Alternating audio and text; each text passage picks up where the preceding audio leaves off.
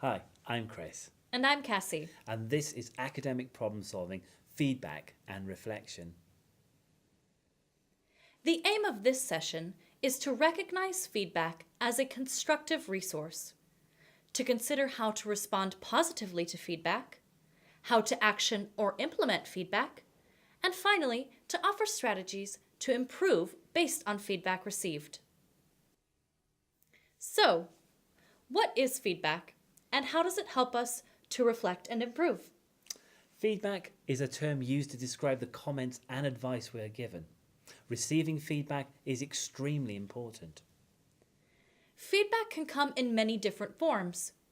It can be advice given to you in lectures, seminars, or tutorials. It might be advice written in emails and directly onto an assignment. It can even come delivered as an informal chat. It can also come from a range of people, such as lecturers, tutors, support staff, classmates, and other students. Feedback offers an insight into your strengths and weaknesses and offers practical solutions for improvement. It is normal to receive both positive and negative feedback.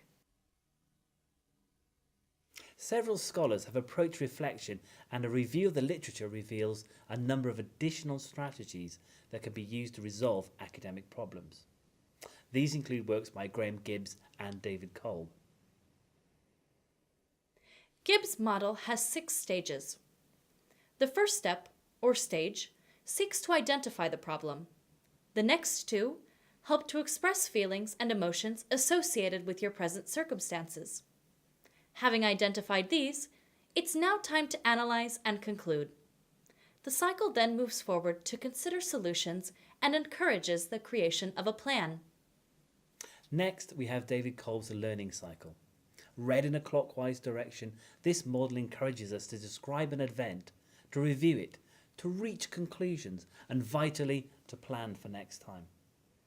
Additional methods, often cited in both business and education, are SWOT and GROW. SWOT is a 4-stage analysis. The acronym stands for strength, weakness, opportunity, and threats.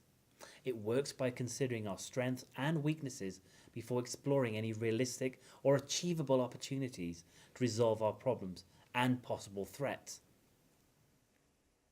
GROW analysis also has 4 stages: goal, reality, options, and will.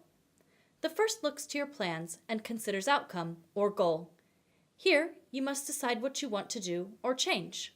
Next, determine reality. What is your present reality? Where are you starting from?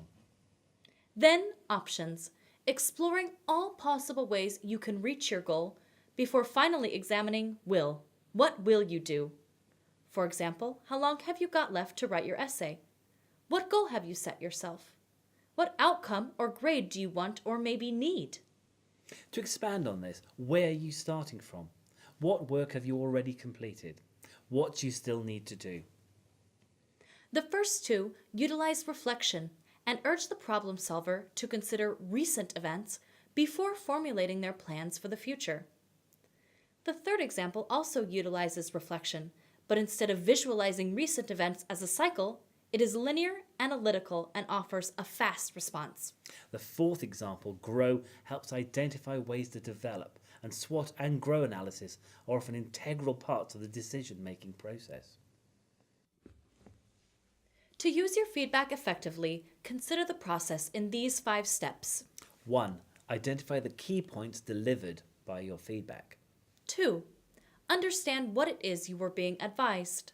3. Accept the feedback you are given. 4. Reflect upon it and take action, but try not to become too anxious or stressed when you receive feedback.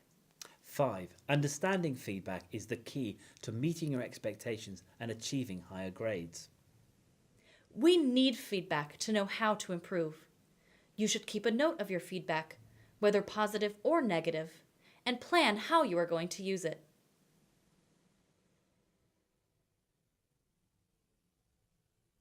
Constructively responding to feedback is a form of active learning. There are essentially 2 kinds of learners, active and passive. Active learners look for creative ways to engage with their studies. They look for opportunities to enrich and expand their learning experience. Active learners engage with their learning materials, think critically, and follow up ideas with further reading. Passive learners, on the other hand, accept information they come into contact with and rarely question points. Which kind of learner are you? Think about the opportunities available to you. Are you actively looking for ways to enrich and enhance your university experience? Are you working hard and working smart?